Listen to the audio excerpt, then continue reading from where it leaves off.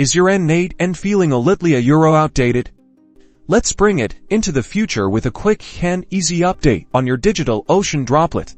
First, log into your DigitalOcean account and access your Droplet's console, where you'll enter the command line interface to begin the updating process. Once you're in, you will need to stop your N8n instance. This ensures that the update won't corrupt any data. Type the command that stops N8n and press enter. Now that the instance is stopped, we can move on to the next step. Next, enter the command to initiate the actual update. This command will fetch the latest version of N8n and install it over your existing installation. The update process should initiate automatically. Watch the console carefully, as it provides updates of the update. As it is working, this can take a few minutes. After the update completes, you will have to enter the command to start N8n. Doing so will ensure that the newest updated version will be running. And there you have it, your N8n instance on DigitalOcean is now updated, bringing you the latest features, bug fixes, and security enhancements to keep your automation running smoothly.